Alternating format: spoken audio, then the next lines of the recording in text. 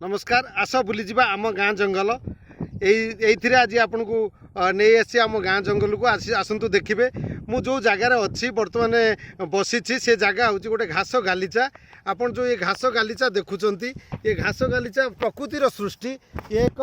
जमती आपणकर देखुंत बड़ बड़ बगीचार जो स्पंज भाया घास लगी था